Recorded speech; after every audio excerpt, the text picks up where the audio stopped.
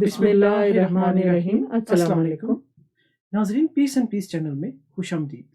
آج کی ویڈیو میں روزمرہ زندگی کے حوالے سے بات کریں گے۔ جی، روزمرہ کی زندگی میں ہم کئی لوگوں سے ملتے ہیں اور بات کرتے ہیں، اپنوں سے، پرایوں سے، جو بھی ہیں جی، ہم بات کرتے ہیں۔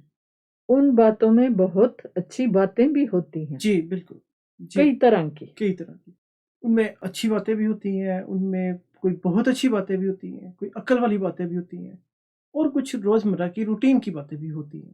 تو جو عقل رکھتے ہیں جی، وہ تو کان دھرتے ہیں ان باتوں پہ، جو اچھی باتیں خاص جو طور پہ اچھی باتیں ان پہ غور اور فکر اور کان دھرتے ہیں، کام کرتے ہیں، اور سبق والی اور باتیں۔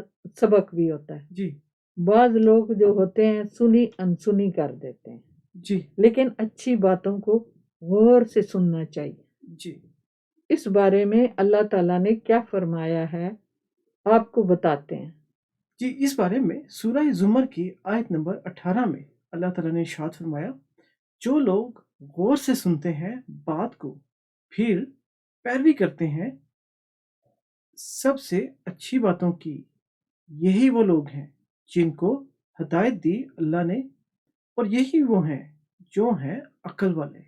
اب یہاں پہ دیکھیں، جو عقل والے ہیں وہ سنتے ہیں اور ان باتوں پہ غور کرتے ہیں۔ تو اللہ تعالیٰ نے بتا دیا کہ یہاں پر عقل والے، یعنی آپ روزمرہ کی زندگی میں بھی آپ نے عقل سے ہی کام لینا ہے، اور روزمرہ کی زندگی میں آپ کی ملاقات کئی لوگوں سے ہوتی ہے، اور اس طرح لوگوں سے آپ کی بات چیت بھی ہوتی ہے۔ اچھی باتیں ہیں جن میں عقل ہے، جن میں ہدایت ہے، وہ لوگ غور سے سنتے ہیں اور غور و فکر کرتے ہیں۔ غور و فکر کرتے ہیں، لیکن پھر شرط وہی ہے کہ وہ وہی کرے گا جو عقل رکھتا ہو۔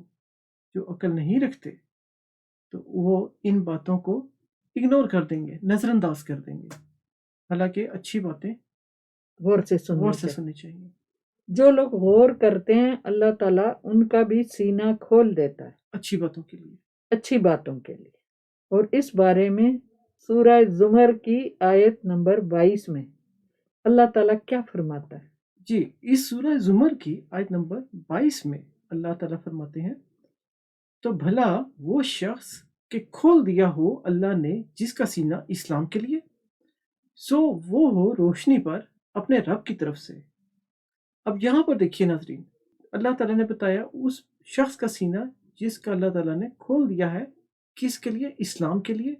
تو جیسے کہ اس کے لیے اللہ تعالیٰ نے روشنی کا ایک در کھول دیا ہے، اس کا سینہ روشن ہے، اس کا دل و دماغ روشن ہے، وہ اچھے راستے پر ہے، یعنی وہ دل سے بھی کام لیتا ہے اور دماغ سے بھی لیتا ہے۔ کام لیتا ہے۔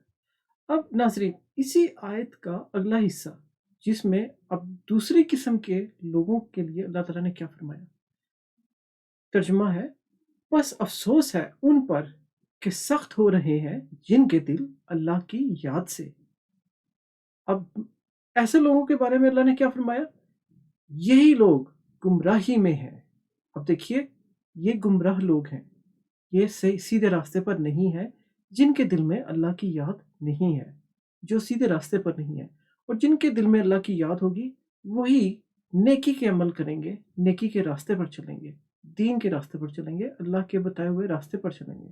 ہمیں چاہیے ہم اپنی زندگی میں آنکھیں اور کان کھلی رکھیں اور اچھی باتوں پہ غور کریں اور غور سے سنیں۔